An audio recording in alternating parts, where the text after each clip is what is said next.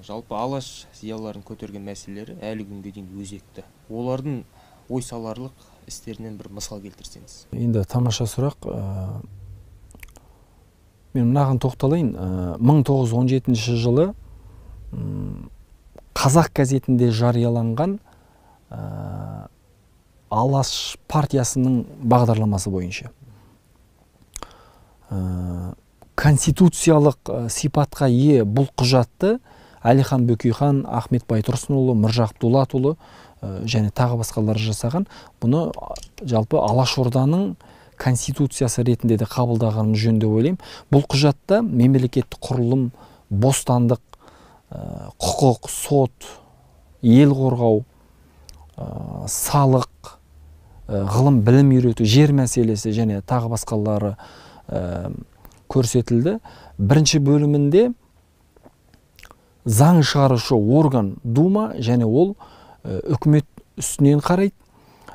Және Дума қалауынша келісімді жылға сайланатын президент болады. Президент халықты министрлер арқылы басқарады делінген.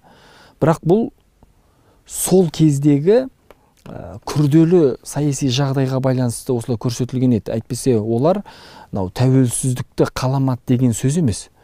Оған жаңа айтқан Райымжан Мәрсекұлының 1919 жылы Жапония үкіметіне жолдаған үндеуі дәлел. Одан кейін бірінші жалпы қазақ съезінде де бірден тәуелсіздік жариялау туралы да пікірталас болған. Әлихан Бөкейхан қазақ жеріне қоныс аударушы орыс шаруаларының көп екенін, оларда қару бар, билік солар жағында деп ескертеді тәуелсіздікті, яғни кейін жариялауды ұсынады.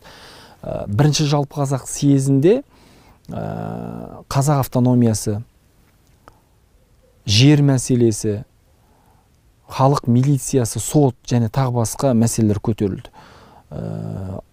Ал екінші жалпы қазақ съезінде өзіңіз білесіз, Алашорда үкіметі құрылды. Ресейде қазан төңкерісі болып, большевиктер билікке келіп жатқан кезі болатын. Осы орайда Мұстафа Шоқайдың екінші жалпы қазақ съезіне де қатысқанын айта кеткен жөн. Қарашада Түркістан автономиясы жарияланған жеткізеді. Түркістан автономиясы да тәуелсіздікке ұмтылған. Жаңағы араларында түсініспеушілік болғанымен Түркістандағы саяси мәселелерге улема жамиғаты мен Шура ислам ұйымдарының ықпалы болған болатын. Енді Мұстафа Шоқай жалпы басында Алашорданың жеке емес Түркістанмен бірге болуын қалайды. Түркістанның бір тұтастығын ойлайды, яғни. Алайда Әлихан Бөкейхан саяси және тағы басқа мәселелерге байланысты Қазақ пен Түркістанның бірігуіне әлі уақыт келмеген, асықпау керек екен. Түркістан жұрты түбінде бір тұтас болатынын түсіндіреді.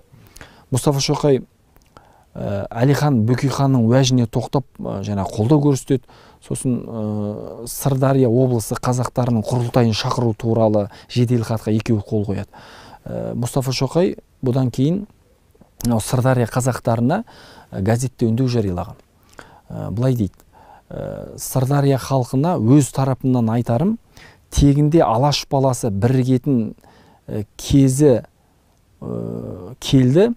Бұдан соң жұрттың басын қосуымыз қиын, алаш ұранына шаппайтын қазақ болмас. Сырдария қазақ кешіктірмей алаш ту астында жиналады деген үміттемін дейді.